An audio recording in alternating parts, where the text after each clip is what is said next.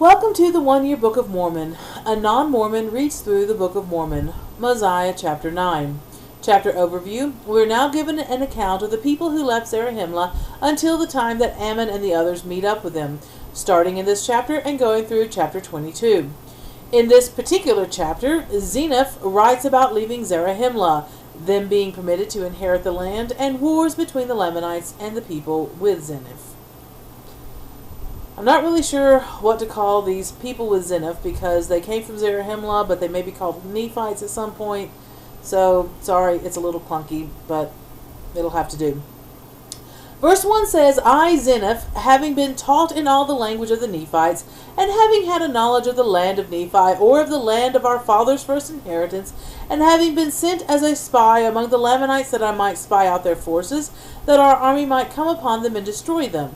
But when I saw that which was good among them, I was desirous that they should not be destroyed.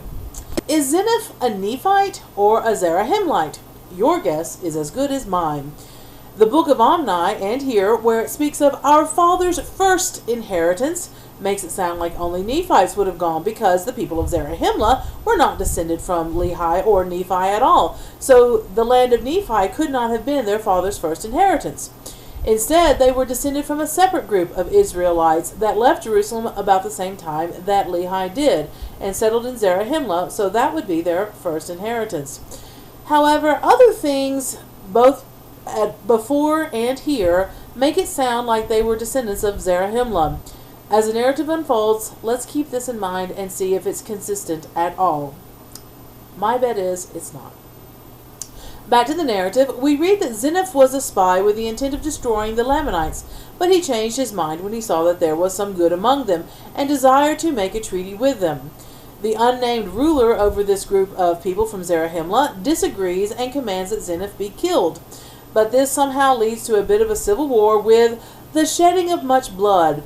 For father fought against father, and brother against brother, until the greater number of our army was destroyed in the wilderness. So they returned to Zarahemla. The last few verses of Omni also tell this story, at least I assume it's the same story, saying that all but 50 men were killed in this civil war of sorts. I would point out that this part was actually unnecessary to include in the narrative because the people of Zarahemla would already have been familiar with it, since some large band of men left Zarahemla, all but 50 died, and then the 50 returned and told the people of Zarahemla. So that's unnecessary. And also, I have to point out that it makes no sense that father fought against father, because that would make each father the father of the other father in the sentence, which of course makes no sense. The familial term father should only be used in the sense of father and son. So it should read that father fought against son, rather than that fathers fought against fathers, rather than that fathers fought with each other. It would be taken for granted that most, if not all of these men who fought had children, and therefore would be fathers. So really doesn't make sense. After this debacle, in verse 3, Zeniff records that he wants to try again, so they start off again with as many as want to go, and eventually get back to the city that he had previously spied out. He and 4 other men go to the king, later identified as King Laman, asking if they can possess the land in peace. The king, for no apparent reason, covenanted with me that I might possess the land of Lehi Nephi and the land of Shiloh, and he commanded that his people should depart out of the land, at which point the people with Zeniff possess it and begin to build buildings and to repair the walls of the city, yea, even the walls of the city of Lehi Nephi and the city of Shiloh. Why this area sounds so small and insignificant, comprising just 2 cities, when previous descriptions of the land of Nephi sounded so large with numerous or even innumerable cities, I cannot say.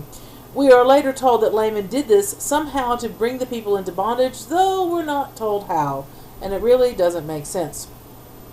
Anyway, verse 9 says that they begin to plant with seeds of corn and of wheat and of barley, and with neas and with sheum, and with seeds of all manner of fruits.